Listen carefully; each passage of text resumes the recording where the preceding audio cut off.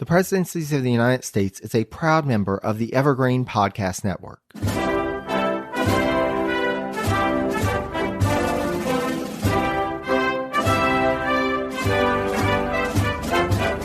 Hello and welcome to the Presidencies of the United States. I'm your host, Jerry Landry. It doesn't escape anybody's attention that we are in a presidential election year. Our media is going to be filled with talk of this upcoming election. We're going to see just how interesting and messy. Yes, very messy. And hopefully not too unusual, but we'll just have to see how it goes. We are going to have a presidential election year, possibly unlike any other. As I did in the last presidential election year, 2020, I wanted to do a special series on presidential elections of the past. I wanted to help to provide some historical context to what we're experiencing in the present day, 2024, as of this recording. And so I thought through, how do I want to approach this? Last time I did more narrative series. But in this case, I wanted to invite on fellow podcasters and friends to be able to talk through some of the more monumental presidential elections in past times. And so I am very thankful to be joined by my dear friend, Zach Tobacco of Drinks with Great Minds in History. Zach, thank you so much for joining me for this episode. Happy to be here, Jerry. I mean, I found out before we were recording that this is the inaugural episode. If it releases that way, hopefully it's enjoyable. But we'll have some fun talking about elections. It's interesting that you said, I don't know if you called them monumental or pivotal or whatever it was, but the word you said definitely hit that tone of the important elections that kind of shape us. And interestingly, I was thinking about it. The first election we're going to cover today really isn't that monumental. It's more like a hiccup. And the second one is one of the most pivotal in American history. So it's interesting that they have this connection. And thank you for appeasing me. And when I said, why don't we cover both of these elections? And obviously listeners will find out why. But hi, thank you. Yes, thanks for having me on. I'm really excited to be here. No worries. And like you said, when we start talking about this and start to talk about doing both of these elections, covering them both in tandem, it made sense. It really, these were both in their own respects, they are landmarks of presidential election history. But before we get started, so first of all, in true DGMH mode, I am enjoying a nice brew from my home state of North Carolina. Okay. It is a Foothills Hopium IPA. Ooh. And so, Zach, what are you drinking? So on DGMH, Drinks with Great Minds in History, we always have a drink typically tied to the great mind that we're covering. For example, I drank a Greek anise when I did Cleopatra, and that was painful because I don't like those. I think that you'll know why right away. I had to grab, not my favorite whiskey on my shelf at all by any means, but I had to grab a bottle of Kentucky bourbon because, well, there's a reason. There's a big reason why. Kentucky's going to play a indirect role in this story, and plus it's the new year. Gotta watch those carbs a little bit. So I figured try to drink beer only 1 or 2 nights a week at the house or anything like that. So I'm on the whiskey, but thanks for having a drink with me. I know that's not a staple of your show, but I appreciate you embracing the guest there on this adventure. Should I introduce the podcast?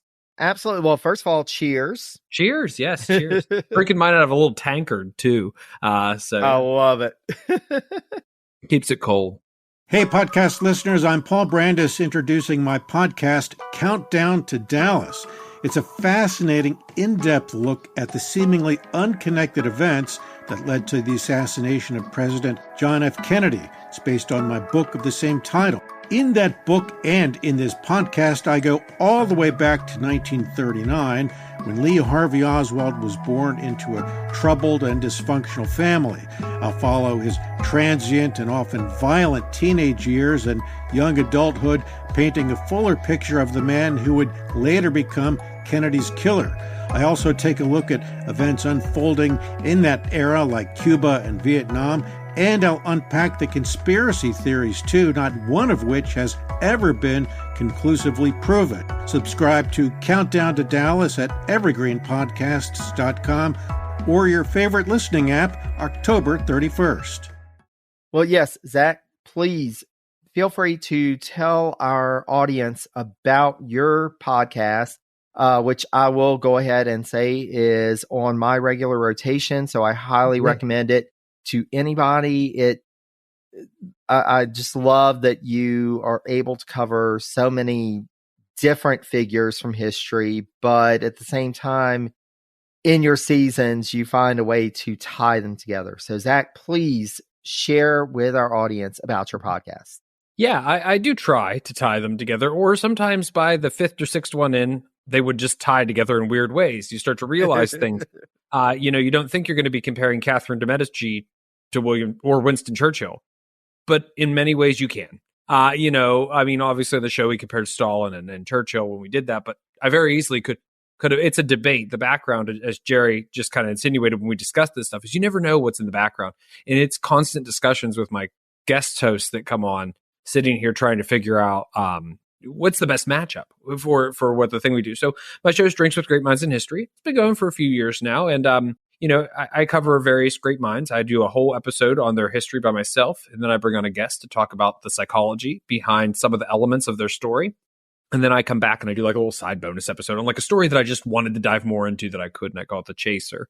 And then I bring in a few other guests on, and we kind of hash out the lives and legacies and events and moments, as well as who would win in a fight, every time of two of the great minds that I've covered. So, for example, when we did Cleopatra, gosh, now I can't remember who she squared off against off the top of my head all of a sudden, but we'll compare someone, George Washington and Thomas Jefferson, or Alexander Hamilton, Thomas Jefferson. We did, so people get matched up. Sometimes they're unique, and sometimes we go in thinking this is a weird choice, and you start realizing, wow, these people connect and mash up more than you ever thought. But yeah, I cover about 4 great minds a season. This season's theme was what if history. We dove into some what if stories like Cleopatra's and those turning point moments, and I took a brief anti-historian moment to explore the potential instead of the reality. And then, of course, I had a side theme, which is going to be very important to my season finale coming up this week, which was poisonous tales. And I didn't really mean to. I just kind of picked a topic to start the season. I was like, wow, there's a lot of poison in Cleopatra's story alone. But still, this is the Presidency's podcast. Luckily, not as much poisoning in American presidency's history. Not as much. But Zachary Taylor come to mind. But still, yes. So yeah, thanks for having me on. Thanks for letting me introduce the show, Drinks with Great Minds in History. Definitely, I'll share the social and stuff at the end or whatever. But yeah, I'm excited to talk elections. One of my favorite topics in the classroom. That's the thing about my podcast. We're all teachers. Everybody that's on the podcast almost always is a teacher, unless there's a special guest. So that's how we roll. We teach. Well, and Zach, you joined us for the Seat at the Table series on Robert Smith, who was a fascinating figure in presidential history, and definitely getting to that poison theme. There was a lot of political, metaphorical poison going on. Yeah. Yes. With Robert Smith's story and in our discussion this evening, because we are going to be discussing the 2 corrupt bargain elections. So we're going to be discussing the elections of 1824 and 1876. And again, Zach, you are the perfect guest for this. The fact that you bring on in your podcast these disparate figures who folks may not have paired up before, but who have some common thread, common theme to their story. And so I, whenever you suggested this, was like, okay, this is perfect DGMH content here. So glad to have you here for this. And that's the thing, like you look at these elections initially, and there are so many differences. 1824, you've got a time before. Different worlds. Yeah, I mean, completely different worlds. We have pre-Civil War and post-Civil War. We have 1824 when there weren't really those established political parties. Establishing political parties. Yeah, I agree with you. Yes, the deep-rooted establishment isn't there. Not that the Republican Party is particularly old by 1876 by any means, but yeah, I get what you're saying 100%. Exactly. And by 1876, you have these more established political parties. And to some extent, that's part of the story is the establishment working in these elections. But just starting us off just with some basic facts. So 1824, we have a smaller country. We only need 131 electoral votes to win out of 261 total. But in this election, we have 4 primary candidates. We have Andrew Jackson of Tennessee.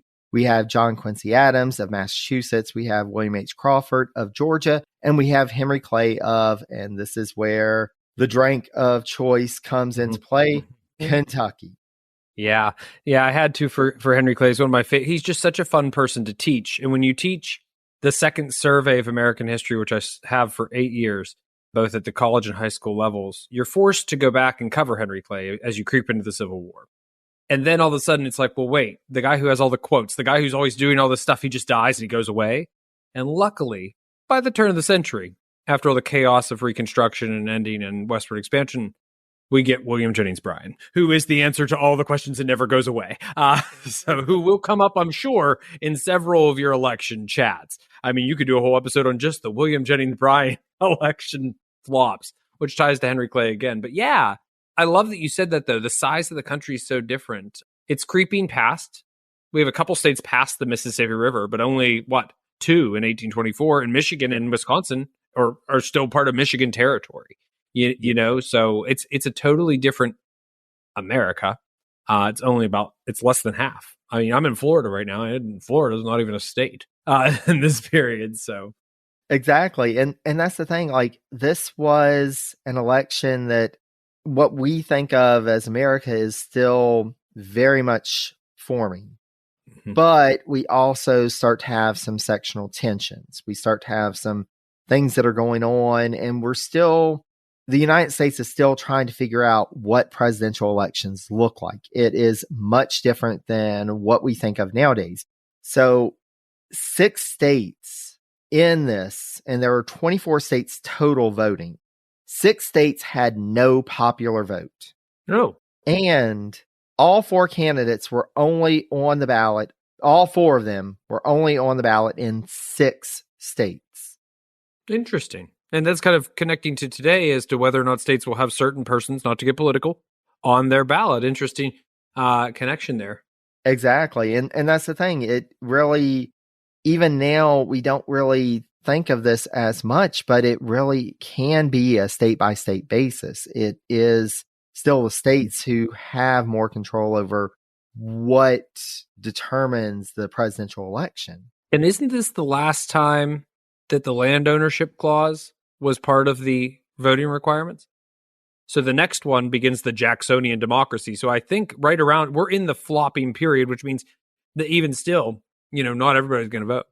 Exactly. So the popular vote's going to be way, way lower than it's going to be in 1828. So 1824 is a very big, it's a growing year. But anytime you have 4 candidates running for president, it's going to be a catastrophe, a hot mess. Yeah. I would have used some choice words on my podcast to describe that, but I will just keep it clean for Jerry's show and say that it would be a hot mess. And you can insert whatever expletives you'd like. Either way, yes. Exactly. So you were saying. And that's what it was. It really comes down to, and this is one thing that we've learned in more modern times, is that it really is about those electoral votes. You have to win 131, which was 50% plus 1 to win.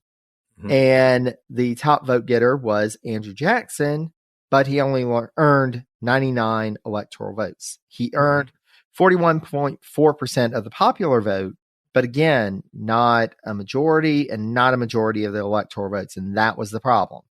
Right. Next highest vote getter was JQA at 84 electoral votes, 30.9% of the popular vote. Crawford came in third at 41 electoral votes and 11.2% of the popular vote. And then Henry Clay was last, 37 electoral and 13% of the popular vote. And I think it's important to note that this is the first election where we really see a breaking away from the old guard. Monroe was kind of the last of the old guard.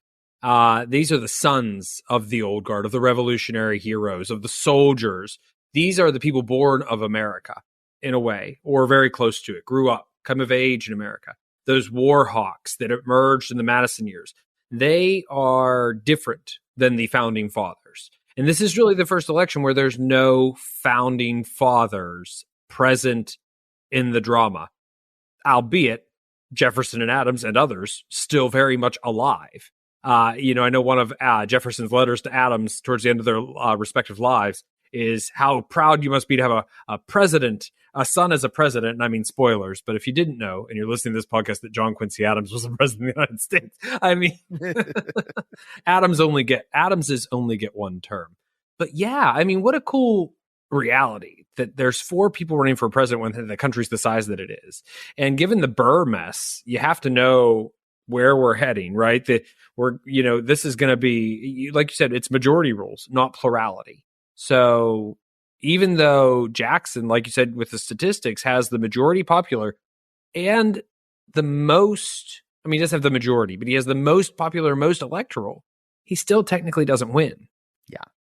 And it's like, okay, wait, it's 1824. We've been a country for a few decades now. And this is the second time we have to send this crap to the House of Representatives, which is where things start getting corrupt. But I'll let you pick up from there. Exactly. Well, and Zach, just like you said, all these 4 figures in their own way, the War of 1812 was really the pivotal point for all of them. Mm-hmm. Andrew Jackson was the military hero of the Battle of New Orleans. John Quincy Adams helped to negotiate, and Henry Clay, too, helped to negotiate the Treaty of Ghent.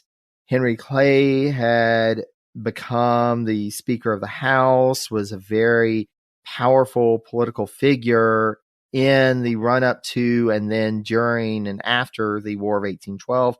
Crawford came on to the Madison presidency, came on to the Madison cabinet. We're going to be talking about him in the seat at the table before too long. He ended up staying on with the Monroe presidency.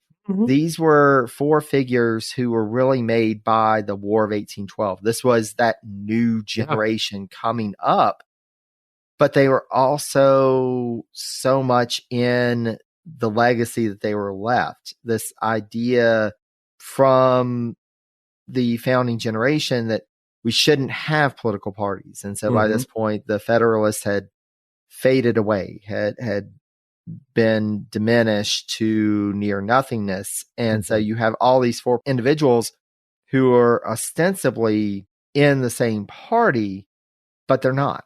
They are figures in their own right. And, it's interesting. The party period really emerges in the next election because of Andrew Jackson and Henry Clay. And William H. Crawford gets next to no attention in this election because he really doesn't matter. But he's the second most qualified person running for president. He's got the stepping stones like a Monroe, Secretary of War, Minister of France, President pro tempore, Treasury Secretary under 2 presidents already. He'll be 3, obviously. But, he is somebody, the only person more qualified is John Quincy Adams. And John Quincy Adams is still following the old rules. Serve as a foreign minister, have connections to a founding father or 2. Serve as Secretary of the State, do big things as Secretary of the State that somebody else gets the credit for, and then you get to be president next. John Quincy Adams is just following the rules, and he's incredibly qualified, pretty skilled too. Certainly a foreign policy, I would say he's got the smarts for foreign policy. So, we've got a lot of qualified candidates, and then there's Andrew Jackson, who's solely running on, what was he? He was like a representative, and then he was a military governor of Florida for a hot second, where he was ruthless. And then he won the Battle of New Orleans, which shouldn't have happened in the first place in the War of 1812. So he's got the military hero piece, right? And then who's the other one? Oh, Henry Clay. He'll matter. He's just Henry Clay. So this is his first go at it, though, I think, right? It is. Yes, first go. Ooh, good for him. Big day. Yeah. And that's the thing, you have these four figures, and really Crawford is seen as more of the establishment candidate, although, like you said, Zach, JQA, he followed the formula. Mm-hmm. He followed the, I'm going to be a diplomat. I'm going to be this loyal cabinet member, Secretary of State, that's second in command. Crawford was a little more of the outsider, but it was also playing into kind of that Monroe, because Monroe had that rivalry with James Madison. Monroe was seen as kind of the outsider candidate until he came into the inside, and Crawford tried to play into some of that because they kind of saw things were starting to change. Right. And you see that with Jackson, the fact that Jackson was so popular, it was that folks were looking for a change, and we hear this in politics, right? It's really elections. Is it really where we is it fair to say this is where we see populism first pop up in an election in 1824 and 1828? It's the people's candidate, and then you've got this rogue candidate like Henry Clay, who honestly will never really ascend to the political heights. And he's a perfect example of someone that you'll cover on the seat at the table 1,000 times. But he really, not really, because he technically only served one time in a cabinet position, but he's an example of someone who just wielded power without ever holding the top notch. He just he was a strong figure wherever he was, Senator, House of Representatives. And I mean, my favorite Clay quote, and we're really not getting to the election. I guess we should get back to that. My favorite Clay quote is when he says later in his life, "I'd rather be right than be president." I call that the sore loser quote. Because Henry Clay will run and lose three times. He's a sore loser. Oh, I'd rather be right than be president. Well, you never got to be president. How do you know? But anyway, so the election. Where do you want to go with the election? I mean, do you want to look at the fallout so we can jump to the next one, or do you want to kind of what details do you want to go into? I'll follow your lead here.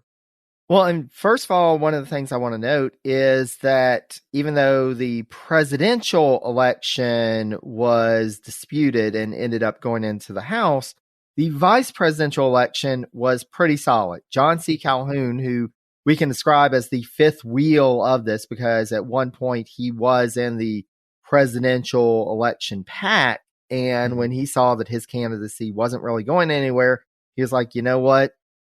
I'm still young enough. I will stand aside. I will seek the vice presidency. And he won it decisively with 182 electoral votes. And some of the electors for all of the four presidential candidates chose Calhoun to cast their vote for VP. Mm-hmm. All of Jackson's electors unanimously, they voted for Calhoun, and a majority of Adams's chose Calhoun. But like you said, Zach, this election is not one that's going to be decided with the Electoral College. It's one that's going to be thrown into the House. It was an interesting piece about Calhoun, too. He's not broken apart yet. He's very much still part of the political game. Most people who know Calhoun probably know him as this figure of the South. There's Clay being in the middle, Webster in the North, Calhoun in the South. That hasn't happened yet. That will happen soon, within the next decade. But right now, Calhoun is just like a Clay, a young war hawk candidate, and he's going to show up again. But yes, you're right. We history people, we can talk, we can go on every tangent or beaver hole, as we call it on DGMH. But yeah, so the election, what do you take it? Yeah. And just like with Adams and Crawford, Calhoun was a member of the Monroe cabinet. He was seen as this insider. He was seen as somebody who was kind of a nationalist at this point. And so he wasn't in allegiance with one candidate or the other. And that's why he was seen as being this candidate who would be a good vice president for anybody. But we still have to decide who is going to be the president. And so it gets thrown into the House. And this is only the second time, and only the second time thus far in U.S. history where the House has decided the election. The other time was the election of 1800. They did so good the last time, Jerry. They really nailed it. You know, they kept the drama going. Everybody was hooked on the edge of their seats. 36 tie-breaking votes. They really know how to fix ballots. I think at this moment, it's important to note who the Speaker of the House is. Because that's the thing in terms of the Constitution and what the rules were. The three top vote getters, who were Adams, Jackson, and Crawford, they went to the House. Henry Clay at this point was out. But he was still Speaker of the House and still somebody who enjoyed a good deal of political clout in the House. He's a Speaker of the House. I mean, he's there. He is. He's like, guess what, guys? I'm still in it. So don't forget me. Don't forget me. And so you see all these political machinations, and we're going to talk about this more in detail with the seat at the table episodes for Crawford, Adams. We've got so much coming up with that, but there are political machinations at every point. People, supporters of all these three candidates, were talking to one another. We're talking to the Clay folks. We're trying to figure out, okay, well, what do we do here? And you also have the other X factor, which was that Crawford had suffered what is believed to be a stroke prior to the election. And even leading up to the election, there were concerns about, can this guy physically be president? Or is he just going to be kind of this puppet? Or can we just leave him in Secretary of Treasury for a third president? Exactly. But that's, I mean, I guess for me, the teaching moment here is, you know, we're not going to cover this today, but Jackson is famously known for the spoils system, right? You scratch my back, I scratch yours. To the victor go the spoils. My friends are going to get it. You know, he had his kitchen cabinet and everything. And he gets a lot of criticism for that. Ironically, by the very people who are going to use that same system in about 30 seconds, you know, because this is all, okay, wait, I can get you the votes you need, but what am I going to get out of it? And that's where we get our first corrupt bargain, isn't it, Jerry? Because that's where this is going. So Clay, by the nature of his political ideology, is more aligned with Adams than Jackson. And Adams was a modernizer, an industrialist. He believed in the American system. I agree with you. But yes, to put that in perspective, quick history textbook version, Henry Clay's pushing through modernization in the early ages of industrialism, canals and stuff like that. And Quincy Adams will do that. Doesn't get a lot of credit for it, but he will do that in his presidency. I think more canals were built during his presidency than any other president before him. There was more modernization than any other president before him. And so he certainly is. I agree with. I'm just saying I 100% agree with what you just said. Yes, exactly. He's certainly more in line. Well, and you see, and even though this wasn't known at the time, you see in private correspondence, people like Jefferson, people like Madison were concerned about Jackson and his capabilities of actually being president. He was this political outsider. He was somebody who was outside of the establishment. And so you see the insiders kind of, okay, well, this is the situation here. Who's going to be the best president? And so John Quincy Adams ends up winning when the House balloting happens, and it's by state delegation. So Adams won with 13 votes, which was 54.17% of the state ballots in the House. On the first ballot, didn't go to 36 like in... Not 36, not even 2. Not even 2. Jackson got 7, Crawford got 4.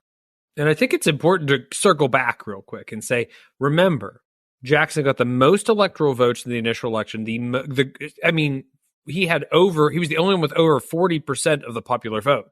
He was, in essence, the choice.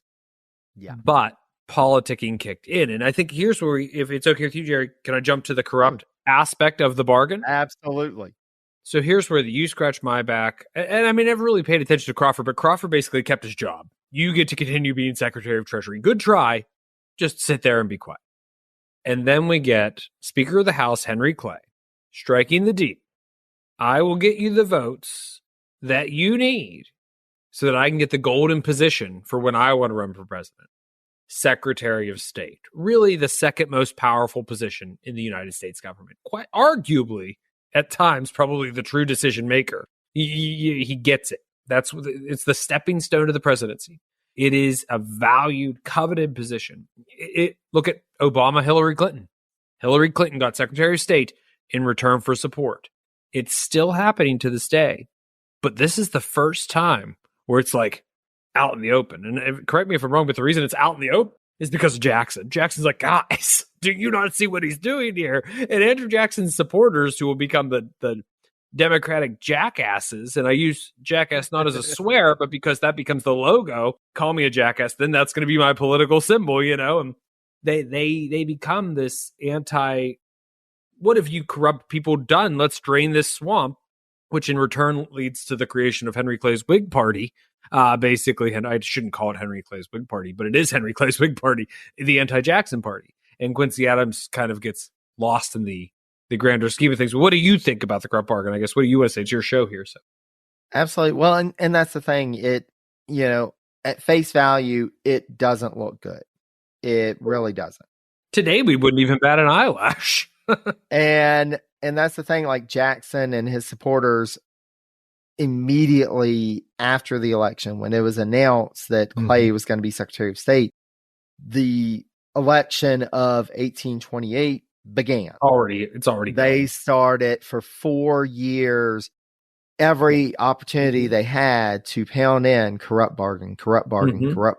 And we see in 1828 the result of that.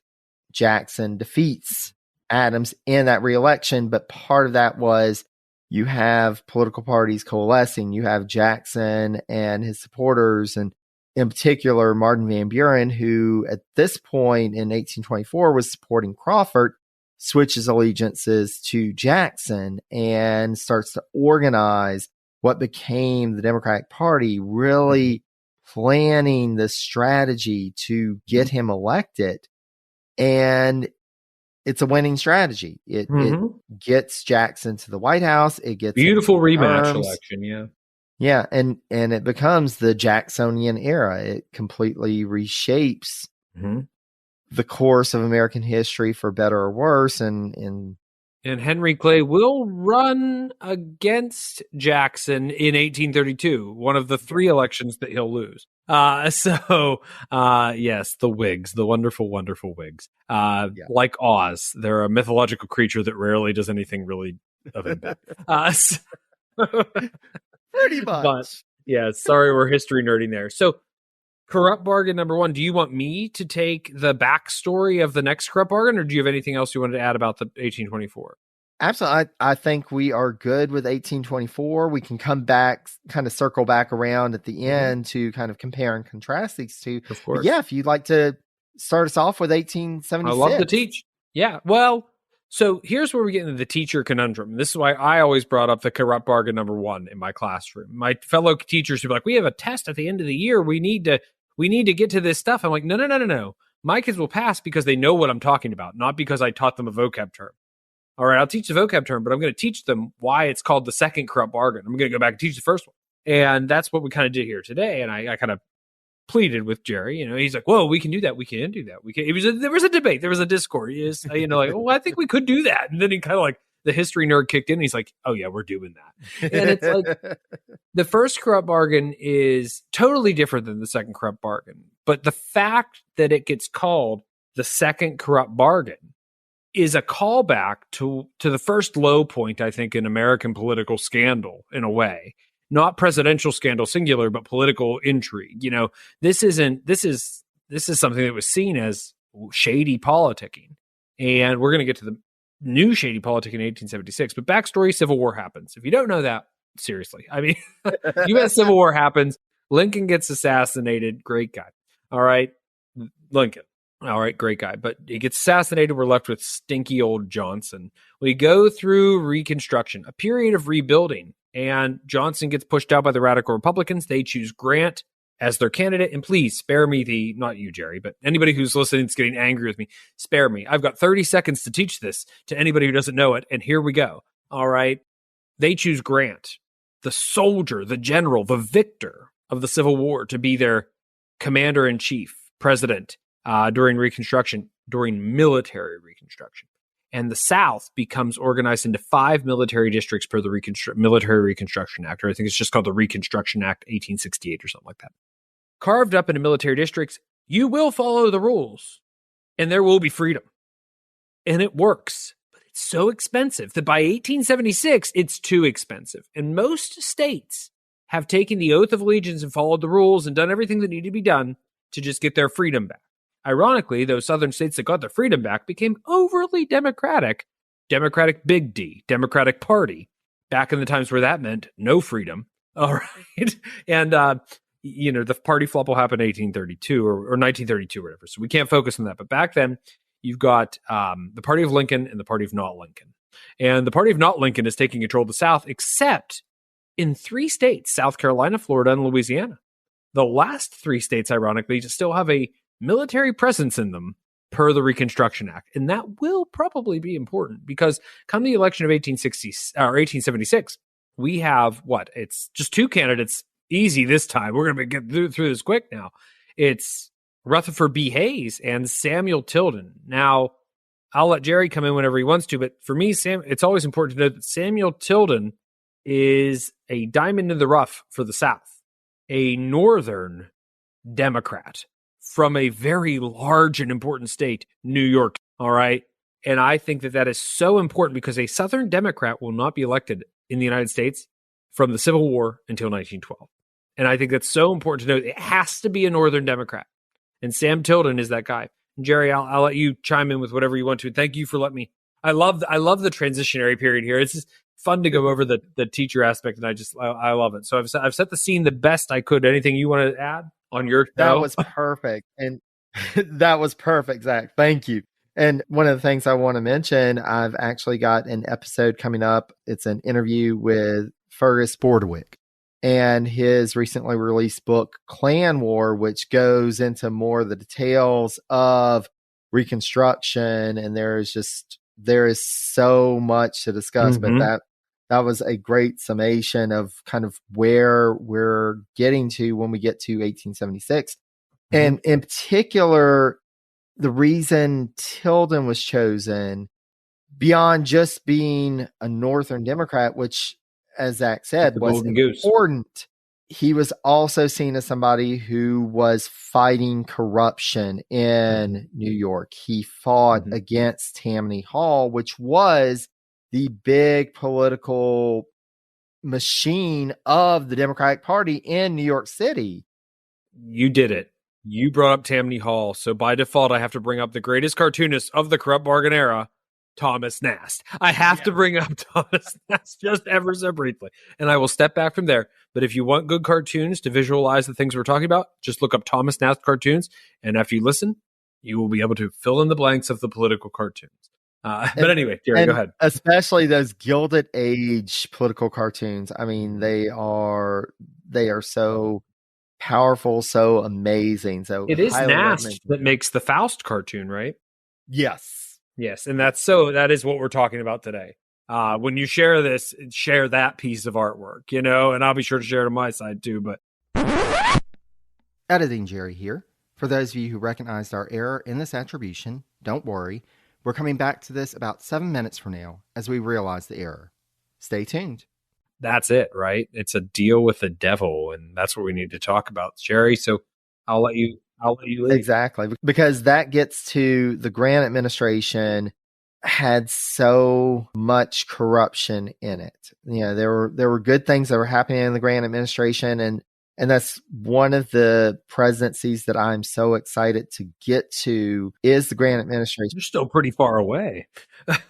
Still a good ways away, but we're working towards there. Got a whole Civil War there and a whole Johnson administration. But yeah, no, I get you. Yeah. Grant is, I think, it's been 100+ years. I can get a little political. I think he's a good guy who got caught up in the scandal of the early industrial age. Credit Mobile A. I get it. There's scandal there. Credit Mobile A is technically the first great presidential scandal, and Grant is tied up in it. Most people don't know Grant darn near dies in poverty. So Grant's story is something that has come to amaze me more and more because he's always been the general and he's always been the president. But Grant, the man, the human being, he's perfect representation. He's flawed, but good. My opinion of Ulysses S. Grant. He wasn't a racist, which was nice for the time. I know, right? one of the few who you can say at that point. Mm-hmm. And nobody's going to try and assassinate Ulysses S. Grant. Well, yeah, they will, but still, whatever. But still, nobody's going to do it. Nobody's going to succeed. That's like trying to assassinate Teddy Roosevelt. It just doesn't work.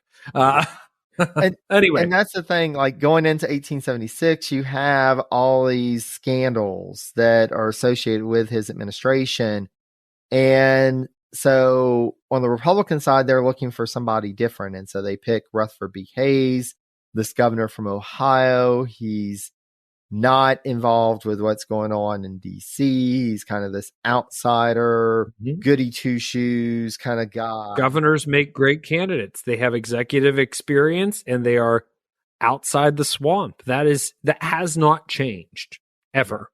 Since actually, I would really have to dive into this, and you can maybe back me up on this. Is this really where we start to see governors popping up? Because before this, you didn't. You saw the founding fathers and the big state names. And funny enough, this is the only presidential election to date where the candidates from the two major parties were both governors. Got both governors, yeah. Yeah. Which both make them good candidates. Yeah. You wanted these outsiders, and especially on the Democratic side, you've got this guy who is fighting corruption in his own state. Well, he can translate this to the national level. Let's go ahead and get this guy in. And there is so much excitement around this election. This was the election that had the highest voter turnout in a U.S. presidential election to date. We are 2024. This is 1876. 82.6% of eligible voters cast a ballot in this election. And point for non-history folk, people under the age of 21 still can't vote. Women still can't vote in most. I'd have to double check my dates. I don't think any woman can vote in a presidential election in this election. But we're getting close. I don't think so. We're getting close to Colorado. 80 in the 1880s, I think, is Colorado. Yeah. So a bulk isn't, and we're talking over 8 million people voting. Yeah. But let's not ignore the writing on the wall. There is a lot at stake here too. Yeah. All right. The most radical candidates are going to be voting as always. But this election, everybody had to know going in. This marked the end of Reconstruction or the continuance of Reconstruction. And the fact that it was so close, it would in fact decide the fate of Reconstruction. Yeah. And Reconstruction ends in 1877. Yeah. And there's a very distinct reason for that. And it's the corrupt bargain. Do you want to talk about the statistics or do you want me to, Jerry? Yeah, so I'll jump into the statistics, and then Zach, if you want to kind of take us through how this election was decided, because when you look at the popular vote, so Tilden won hands down, 4,286,000 votes versus Hayes had 4,034,000 votes. Tilden had 50.92% of the vote versus Hayes with 47.92%. So Tilden had the majority. And this would be the last Tilden was the last presidential candidate to win a majority of the popular vote until McKinley in 1896. So decisively, he was the winner in terms of the popular vote. Now, as we've learned in recent elections, the popular vote does not decide the election. It doesn't. This was one of only 5 elections where the candidate who won the popular vote did not become president. The others We talked about 1824, but we'll also have 1888, 2000, and then 2016. And one of the things to note here is that 171 of the electoral votes up for grabs were decided by a less than 5% margin of victory in the popular vote in the respective 13 states involved. And I mean, let's just talk about those numbers. We're talking under 300,000 popular votes dividing these two candidates, Tilden being the majority, 51% majority. And then he goes and loses by one electoral vote, 184 to 185 in favor of Rutherford B. Hayes. But as we have hinted in the last corrupt bargain, the last election, this was an issue.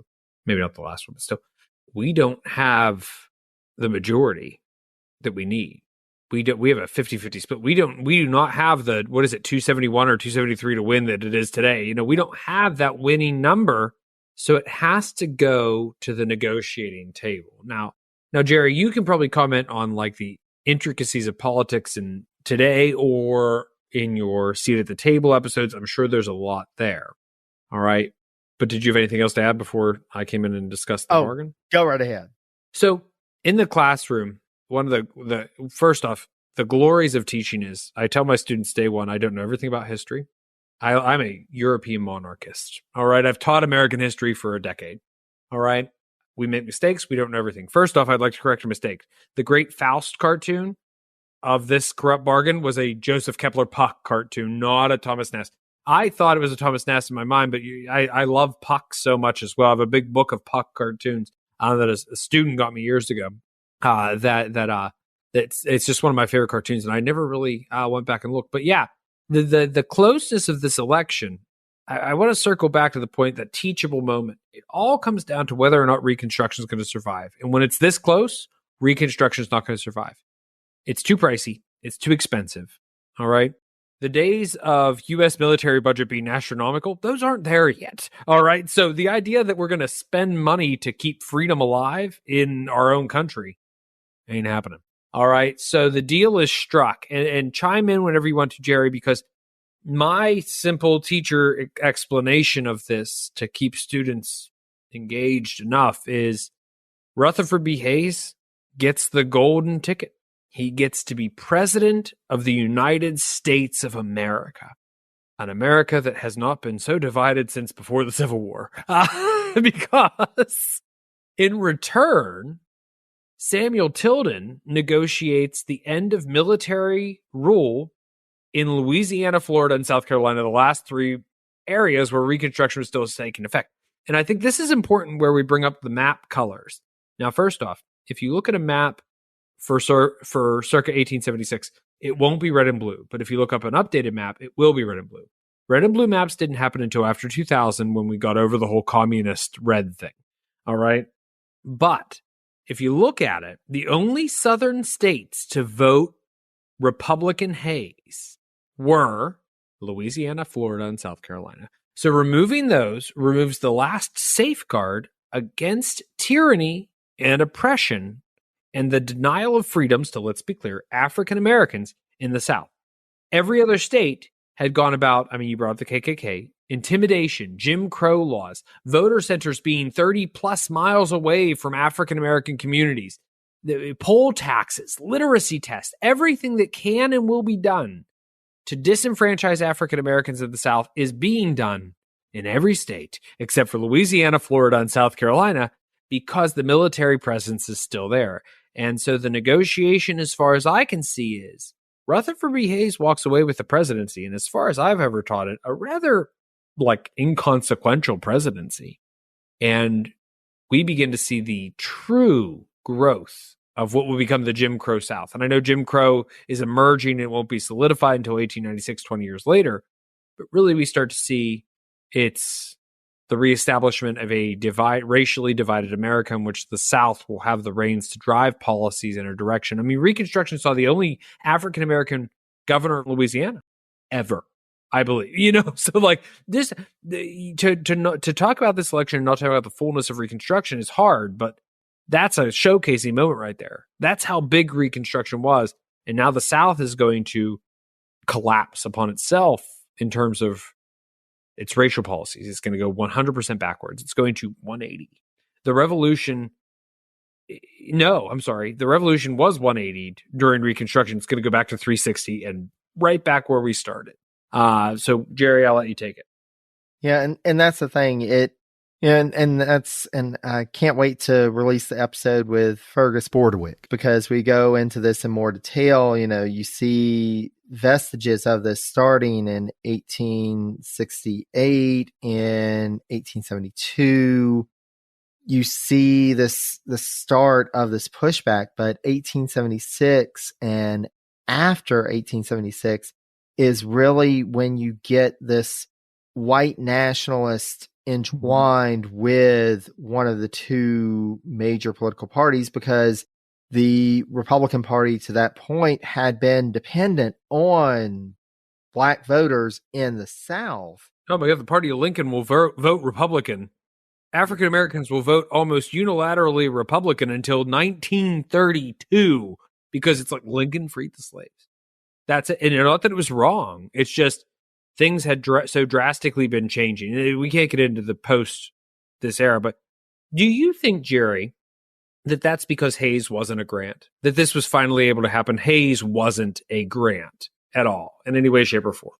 And it's hard to imagine anybody being able to be a grant at that point, to command the grant respect.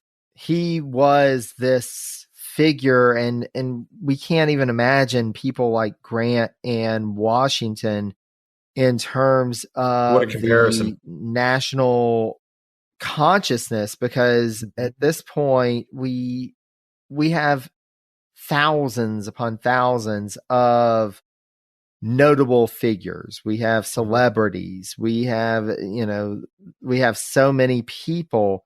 But at that point, there were only these few figures who were known by everybody. And that's Ulysses S. Grant. And Hayes. And that's one of the interesting things. And kind of switching to our comparison and contrast of these two elections, both of the folks who end up as president. And so, Hayes ended up as president because there was an electoral commission established, and it was composed by bipartisan members of there was an act of Congress, I think. Yeah. But then also members of the Supreme Court, and the Supreme Court at that point was majority Republican. And so naturally they turned the votes towards Hayes. They ruled in Hayes's favor. He got one more electoral vote that he needed to win the election. But you look back at both of these figures. So Hayes in 1876, you look at John Quincy Adams in 1824, and both of these folks, and we see this in the primary documents. It's not that they're necessarily guiding this. It's more of it's the political machine. Yeah. It's the political machine. These folks are really pretty honorable folks by and large. Yeah. And at least for their times. Yeah. For their times, and their legacies are tainted by this idea of corruption. They are the Rutherford. Yeah, Rutherford. It's so great, so easy though. But I mean, it was harmless political scheming with the Quincy administration. I know you wanted to come back and compare, and nobody knows Sam Tilden beyond this. 99.999% of Americans don't know Samuel Tilden beyond maybe recognizing the name to the Krupp bargain. If they really know it, mostly that's going to be history majors. They're not going to, seriously. I didn't know Sam Tilden until I taught him. All right. I knew Rutherford B. Hayes was a president. And aside from being anti-labor and overly industrialist in the early industrial revolution, the Great Railroad Strike, that's him, right? The B&O or so. I don't even know exactly which one it is. But the reality is he traded an inconsequential presidency for an extremely consequential victory for the South. And it is the beginning. I don't, unless you've taught it or you recently have taken a survey of American history, you need to really understand the full picture here.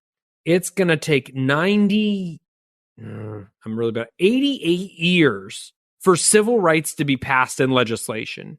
It's going to take 70 plus years for Brown v. Board. It's going to take 60 years for the military to be desegregated. It is the end of the freedom that Lincoln begot and gave his life for. I shouldn't say died for, but lost his life for.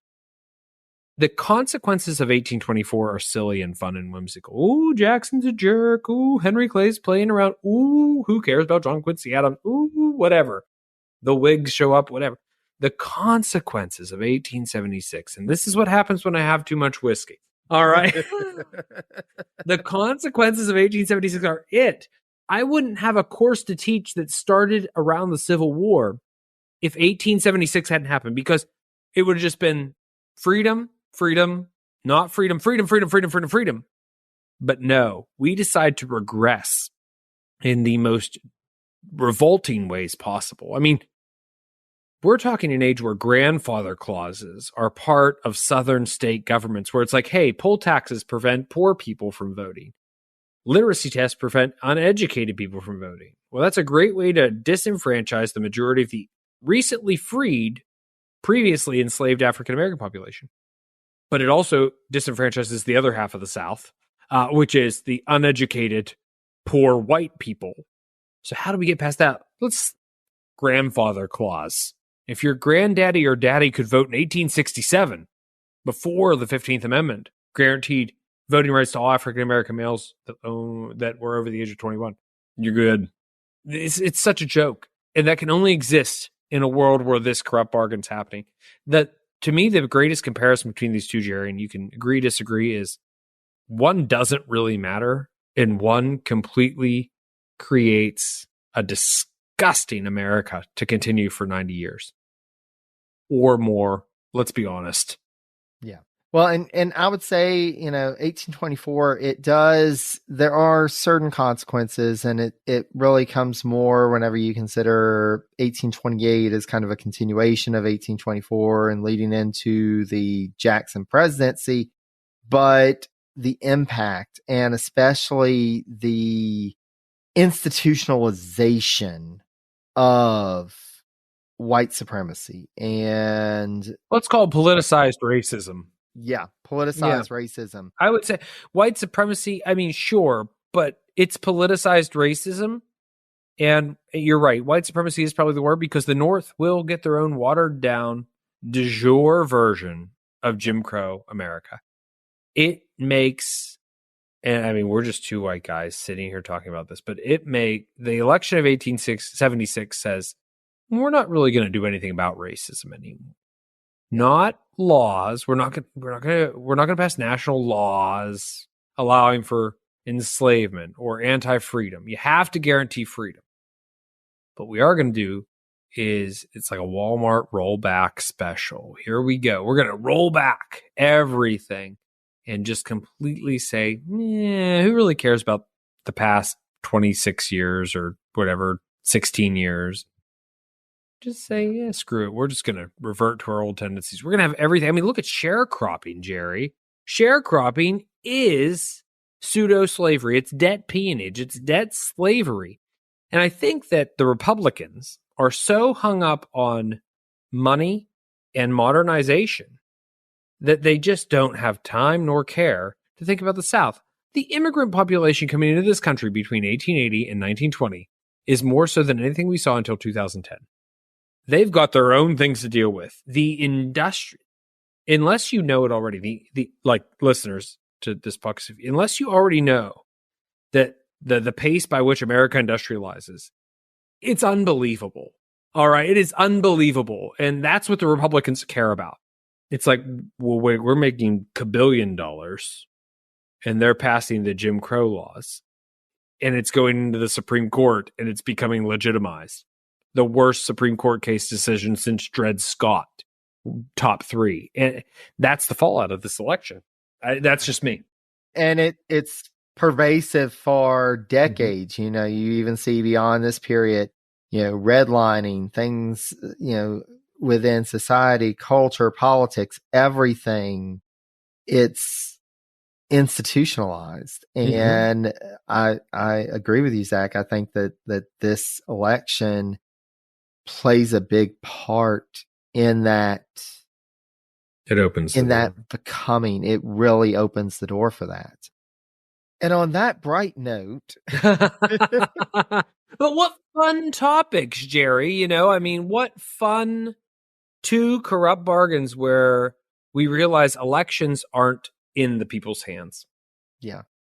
But it also speaks to, as citizens, being aware and playing a role in politics because, you know, just like we were saying, you know, these in 13 states, the margin of victory was less than 5%. This could have gone a different way. And voting is important. And participation in politics is important. We also just have to be aware of the things that are happening outside of our control and these. And you know, we never know what the ramifications of a singular event are going to be.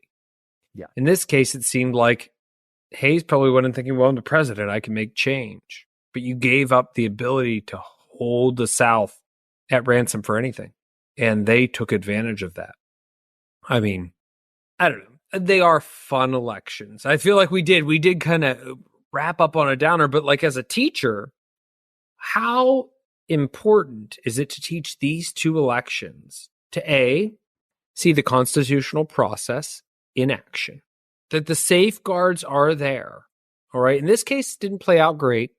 In the first case, it was a little whimsical, but at least there's a plan in place to deal with the mess. All right. And, you know, peace was established after 1876. There wasn't a war. There wasn't a second civil war. I mean, look at Andrew Johnson. Saved from being voted out by one vote. I've always said 100%, my opinion. All right. The only reason Andrew Johnson wasn't voted out from the presidency is because the Civil War just happened. The whole point in these people's mind is let's avoid a civil war. And Henry Clay was the great compromiser. He negotiated the compromise over the tariff, over the nullification crisis, over the 1850. Every compromise that he could negotiate, he did. I call them rubber bands. And then eventually the rubber bands hold the country together, but eventually they snap apart. And that's the Civil War. You know, after the Civil War, it's like we need to just keep the country glued together because everybody's realizing, even the South, holy crap, we can be the power in the world with our industrial output. We have everything we need to be a success. And Andrew Carnegie and John D. Rockefeller and JP Morgan, which do matter. I'm not going to deny they do matter. Those singular figures do matter. But yeah, I don't know. Jerry, this was fun though. Absolutely. Likewise. And Zach, like I said, I think that you are the perfect person to be able to talk about these two elections that are different, but at the same time, I think considering them in tandem, we learn a good deal more about the course of presidential history and presidential election history. You can't understand one without the other. I don't think you can fully understand why they call it the second corrupt bargain without fully understanding the next one. And it's not going to be the last one. And it's never going to be the last one. There will always be a corrupt bargain. But it's always important to remember who's calling it corrupt. You know, it's the other side. And you really have to sit back and think, well, what's the fallout of these historical corrupt bargains? One was more corrupt than the other. And it required far less political maneuvering. So I don't know. Jerry, this was fun, though. I love the topics. Great time. I love elections. They're my favorite thing to teach in the classroom. I will tell you point blank. Students find electoral maps incredibly boring. And I'm the geek in front of the room like, no. I don't care if you find it boring. I'm going to teach. We're going to look at the map and we're going to understand what this map tells us because you got to understand how close this was. If you want to, I'd be happy to come on and discuss another election in the future. Absolutely. Well, and as we close out this episode, I want to give you an opportunity because in your podcast, you do something that I'm told by listeners that I do is to take the facts, the maps, the things that people memorize in history classrooms, and you bring the people back to them. I Okay. see that in your podcast, and that's one of the reasons why you're on my regular rotation. So, Zach, would you mind telling folks where they can find Drinks with Great Minds in History, how they can connect with you on social media? Sure. Yeah. So Facebook's easy. Drinks with Great Minds in History podcast Facebook group. There's a page too, but the group's certainly more active. Twitter and Instagram, or I'm sorry, X and Instagram are, and I know Jerry's very active on X, is going to be at DGMH History, and we do call it DGMH more, commonly because I'm an idiot and I chose a long named podcast. Maybe my podcast would be twice as popular if I called it like, whatever history. I can't say it because it's another show, but you know what I mean? Like, but yeah, whatever. Either way, DGMH at DGMH History for X and Instagram, and then Drinks with Great Minds in History on Facebook. You can find it anywhere. And I like to say, in my mind, as a historian, I love Jerry's podcast because I'm like, oh, yes, deep dive. Like that's what I'll. Together, the two are kind of a unique complement to each other because I'll bring up a person and Jerry will spend 3 episodes on this person or a full 45 minutes on this person. And I'm like, yeah, Jerry, you're an anomaly to me because I'm like, how do you find the time in that one book to really do this? Like I faced that with Timothy Matlack. Like I did a 3-4 minute episode on Timothy Matlack, and that's really all it allotted, but like on your show, you'd find a way to hit you just do it in a beautiful way. So I'm so always happy to be on your podcast, Jerry, on your side series to your main podcast, and always enjoy listening. Thanks for having me on. Cheers. I have 1 sip of whiskey left. Well, cheers to that, and cheers to you, Zach. And to find out more about the Presidencies Podcast, just go to the website at presidenciespodcast.com. I can also be found on Facebook, Mastodon, Post, and Blue Sky as Presidencies, on the formerly known as Twitter as Presidencies89, and on Instagram and Threads at Presidencies Podcast, all one word. You can also reach out via email at presidenciespodcast@gmail.com. And to our listeners, thank you so much for joining us. Until next time, stay safe and healthy, be kind to one another, and take care, dear friends. Cheers.